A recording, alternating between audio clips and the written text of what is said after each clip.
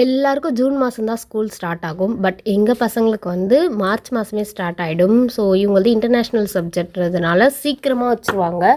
Subject வந்து கொஞ்சம் கஷ்டமாக இருக்கும். அதனால் எக்ஸாம் எல்லாமே ஹாஃபலி வரைக்கும் தான் வைப்பாங்க. அதுக்கப்புறம் தேர்ட் மீட்டம்லாம் கிடையாது. டேரெக்டாக மாடல் எக்ஸாம் போயிட்டு எக்ஸாம் வந்து ஃபினிஷ் பண்ணிவிடுவாங்க.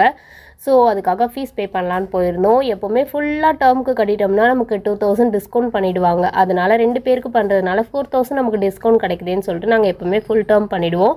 அப்படி இல்லைனாலும் 3 மந்த் ஒன்ஸ் போய் டேர்மாக கட்டும்போது கஷ்டமாக இருக்கும், நம்மளால் அரேஞ்ச் பண்ண முடியாது.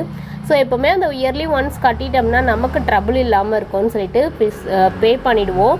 அப்புறம் புக்ஸு, நோட்டு, யூனிஃபார்மு இதெல்லாம் வந்து கொடுப்பாங்க. வாங்கிட்டு அங்கேருந்து அதுக்கப்புறம் நம்ம எல்லாத்தையும் ரெடி பண்ணி ஸ்கூலுக்கு வந்து ப்ரிப்பேர் பண்ணணும். ஸோ புது புக்னால் நமக்குமே ஹாப்பியாக இருக்கும்ல. சின்ன வயசில் புது புக் கொடுத்தா அதோட ஸ்மெல்லு எல்லாமே ரொம்ப பிடிக்கும்.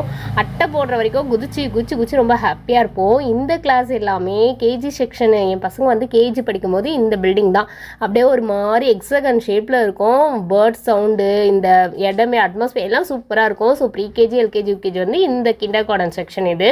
ஸோ எங்கடா லவ் பேர்ட்ஸ் எல்லாம் காணும்னு கேட்டேன். அம்மா எல்லா லவ் பேர்ட்ஸும் செத்து போச்சுமா, ஒன்று கூட இல்லைம்மா அப்படின்னா. இந்த பேர்ட்ஸோட சவுண்ட் அப்படியே கிச்சுன்னு சூப்பராக இருக்கும். அந்த கிட்ஸ்லாம் வந்து அழுதாங்கன்னா அங்கே தான் கூப்பிட்டு வந்து நிற்க வைப்பாங்க. ஸோ நானுமே இன்றைக்கி ஒரு விஷயமா வெளியே கிளம்பியிருந்தேன். அடுத்த வீடியோவில் அதை சொல்கிறேன். புக்கு, நோட்டு அது மட்டும் வாங்கியிருக்கோம். யூனிஃபார்ம் மட்டும் வாங்கலை. சேம் யூனிஃபார்ம் தான், அதனால் வாங்கலை. ஸோ நெக்ஸ்ட் இயர் யூனிஃபார்ம் மாறுது, அதனால் அப்போ வாங்கிக்கலாம்னு சொல்லிட்டு. ஸோ எல்லாமே சூப்பராக இருக்கும், க்ளீனாக நீட்டாக இருக்கும். புக்கெல்லாம் வாங்கியாச்சு. 1-2 புக்கு டியூன்னு சொல்லி எழுதி கொடுத்துருந்தாங்க. ஸோ புக்குக்கு தனியாகவும் நோட்டுக்கு தனியாகவும் போயிட்டு வாங்கணும். ஸோ அவங்க மிஸ் எல்லாம் இவங்க பார்த்துட்டு பாவம் இவங்களுக்கு லீவே கிடையாது. நோட்டு புக்கு டீட்டெயில்ஸ் இங்கே ஒட்டியிருப்பாங்க, அதை பார்த்து செக் பண்ணி நம்ம வாங்கிட்டு வரணும்.